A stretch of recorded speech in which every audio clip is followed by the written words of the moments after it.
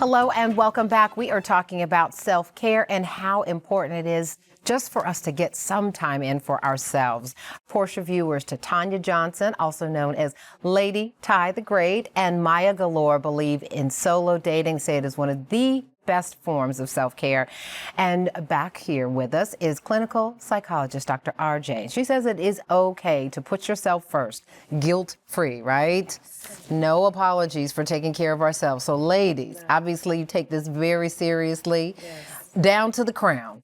Yes, ma'am. So let's talk about what self-care looks like for you. What kind of little acts of self-care do you do for yourselves? And then we'll get to the bigger ones. Gotcha. Yeah. Go ahead. Okay, so for me, it starts with daily putting on a crown, reminding myself that I am a queen, and also saying affirmations. I'm great, I'm chosen, I'm loved, I'm enough. And journaling, releasing whatever may have come the day before and starting the day. So let me ask you this. You literally leave the house in a crown? Every day. Every day. You can and so what do people say? Is it your birthday? And what is your response? No, I celebrate God every day and being a queen every day. And then acts of service and care for yourself. What does that look like for you? Yes, so one of the things that I do weekly is flower arrangements. I love doing that for myself. It's just something that is very specific to me and has nothing to do with anyone else and just me and my happiness. Also, I'm trying to get better about journaling daily because I'm a very emotional person. I like to express myself, and I feel like when I'm doing that, I have a good outlet to where I can really be focused on the other things. And one of the life. other good things about journaling too, it gives you a chance to look at where you were and how far you've come. Absolutely. I think, and that sort of just helps us in our process. Tell me more though, because I know you date yourselves unapologetically. What does that look like? I mean, like big fancy dinners. Yes.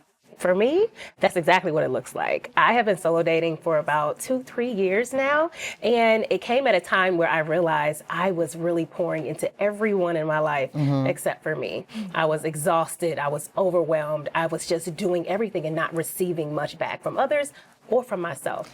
And for you, Lady Ty, tell me, what does that look like when people are like, what, are you expecting someone else? I mean, because I know I have friends who say, I don't want to go by myself because I don't want to look like I'm lonely. You're like, I'm not lonely, I'm good with my company. Yes, so for me, I love fancy restaurants. I love the finer things, and I'm not going to wait on anybody, and I'm not going to I'm going to enjoy it, and I'm going to enjoy my own company. You can go out with somebody, and it can be a little different, but I've been doing this since 18 when I had a job at a bank and I wanted to go to Red Lobsters, and I was like, oh, that might be weird. That was the first time I thought it would be weird, but ever since then I've been dating myself. Wow. Yes. Wow. So it's same thing for you. You like fancy, you take yourself out fine dining. I do, and I'll do everything. I'll get dressed up, I'll do my makeup, I'll look fancy, and just really pour into myself. And most of the time, people think that I'm expecting someone else, so they might give me another water, or they might ask, but sometimes they just assume. Then I'll say, you can take the water. It's just me. It's just me. Like, it's just you? Yes, it is. And does that ever get on your nerves and folks like, oh, you don't, I mean, have people ever stretch it out like, oh, you're here by yourself? They do. Why? How do you answer? Even for me, even movies, I would go to the movie by myself if I wanted to see. So anywhere that I would go alone, someone would ask like, oh, wow, like I would be too nervous to do that. And it's just the practice of loving yourself. So it doesn't affect me. I just understand that that person has not yet hasn't been able to appreciate themselves. And Dr. RJ, I want to speak to this concept of sometimes what the embarrassment or shame that someone, not these two, because we know these two are good and comfortable in their own skin, but what does it take to get past that, oh, I don't want people looking at me, I don't want people asking me why I'm alone, right? Is that what people sometimes deal with? Absolutely. I say just do it scared.